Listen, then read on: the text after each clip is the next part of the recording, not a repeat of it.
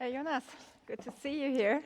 But I'm actually wondering, while I'm seeing friends from the aviation industry, I always thought material.one is actually based in automotive. So, I mean, you're very welcome to be here, but what the heck are you doing here? As you say, meeting you and having a nice dinner later on. But earlier this year, I was at another event. It was called Automotive Masterminds. And I've got invited here with the pickup line like, experts meeting experts, experts from aviation meeting experts from automotive for exchange. And I strongly believe that sharing information and sharing experiences on maybe the same kind of obstacles or the same kind of challenges we have will help, will broaden the view of everything. So question for me is, maybe my view contributes to your view, and so what's the big ones on challenges here at the aviation industry? Yeah, I think we've talked about it throughout the day, and we heard about this in the earlier tech talks as well. There's a really, like aviation has a very highly complex and interdependent industry, like supply chain, and where 80% of the value from an aircraft is actually sourced from external. We have more than 10,000 suppliers in the aviation industry and millions of parts going into an aircraft. So you can kind of imagine how fragile such a supply chain is for anything disruptive and challenges, like demand outstripping currently the capacity additions we are capable of adding, labor shortages, and maybe also like political challenges. As an example, like you have to source your material from elsewhere at the moment because certain countries had gotten aggressive. And so you need to run through a very time-consuming material release program again. And so we heard it all over, that end-to-end transparency and traceability is something very significant in the supply chain for aviation. So, but I guess, is that any different in automotive, and how are you tackling those challenges? Well, I would say we have a big overlap here because our experience is almost the same. I don't know if you can see the slides because I only see one. Du bist eins zu weit. Bis eins zurück.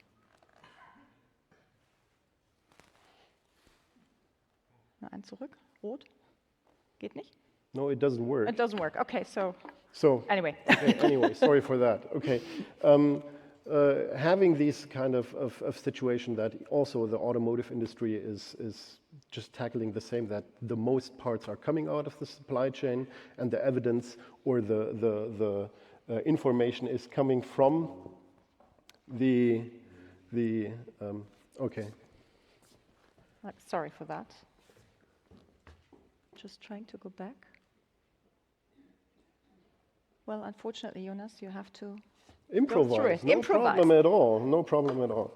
So fragile supply chain.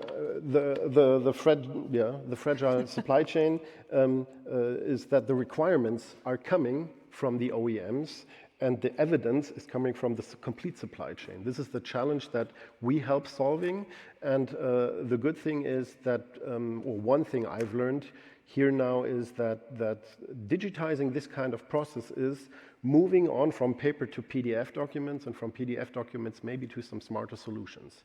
And this is where we step in. So we help the OEMs by providing their digital standards, their requirements, bring them to some tier 1 suppliers.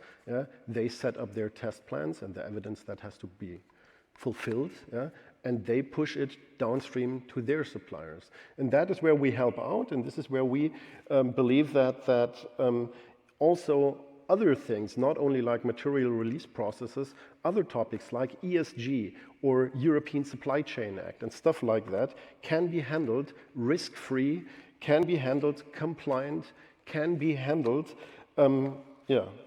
very easy and smoothly if you have a central platform solution for that. Okay, just to summarize what you were saying, also because the slides were kind of lagging for us, so it really sounds as if the platform can be used for different challenges in the supply chain, especially when it comes to compliance and regulations, or compliance with regulations, right? But tell me, who are your current customers in the automotive? Is that already in place somewhere, or what are the use cases you're solving? Yes, the use cases we solve is, for example, with Mercedes-Benz, we are in the ramp-up phase in boarding on 1,100 suppliers, tier 1 suppliers. And the topic in that use case is, they call it digital PPAP, the first part approval process. I would say it's similar to the first part inspection or the first article inspection and the reporting of that. Same with the Volkswagen Group. It's also the same. There, the start-up or the ramp-up phase begins in January, and the end of the journey will be that at the end it will be 100,000 first article inspections will run through the platform and provided by the supply chain. Cool thing there, it's more or less not only the first article inspection, we also have a use case there where we talk about sustainability KPIs. And there it is more or less like it's about recyclables and how high is the amount on recyclables on each component coming into a car to reach the CO2 goals, and that is a cool thing to be part of. With BMW, we're in a research project together with ThyssenKrupp.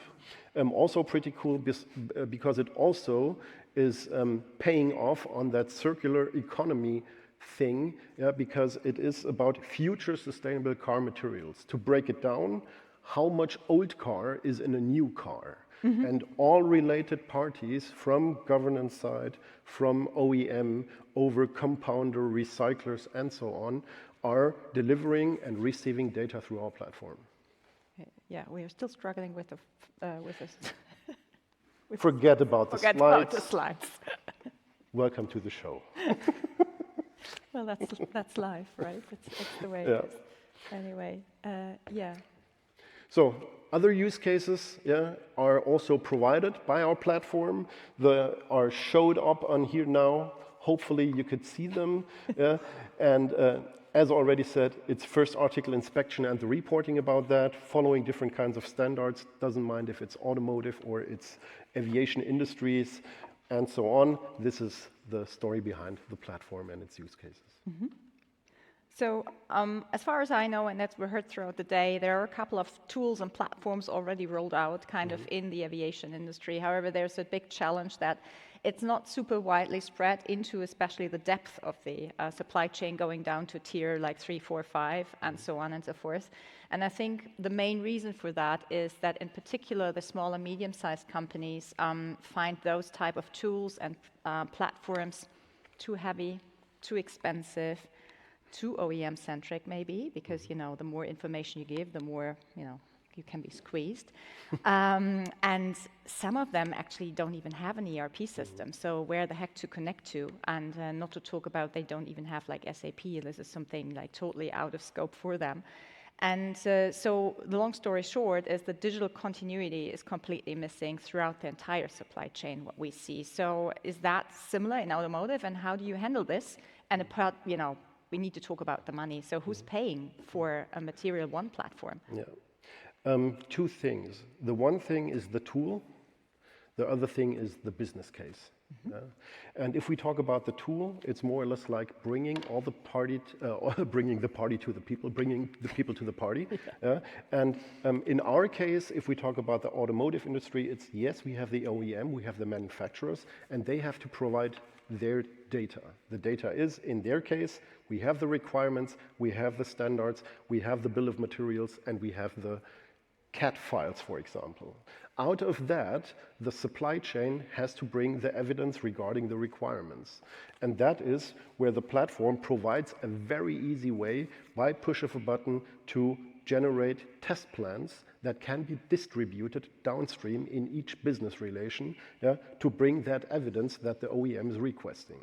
So with that, even a test lab can be ordered, with bring me that test, and this is the closed loop where everybody is at the table and everybody is providing data. At the end, we want to have information, because information is data with context, and everybody is delivering its context to the data that is provided. And now regarding the second question, who's paying for the party? If we have a look at the business case, it is so important that not only the costs have to be shared, also the value has to be shared. We saw the single steps, And here you see a study, yeah, that in the complete process, in each single step, we improve the effort over 50%. So the question is, everybody's saving time, everybody's saving money. Who's paying for it? There are two business models. Yeah? The one business model is that the OEM is taking the cost for his supply chain. Second business model is the costs are shared between supplier, tier 1, and OEM, and all the other tiers are benefiting out of the value that is coming out of the complete process. Perfect. That sounds to me absolutely interesting and relevant for the aviation industry as well, not only for automotive. And so just in case some members here of the audience would be interested to get in touch with you and the team we brought, Yes. Where can we find you? You can find us. We have an awesome team of 7 people here. Meet us at the conference, at the dinner later on. Meet us also in the business meeting area or in the networking areas. We're open for collaboration and for knowledge transfer and exchange. We're happy to hear you or see you and get in touch with you guys. Perfect. Thank you. Thank you. Thank you both for this inspiring talk. Thanks a lot.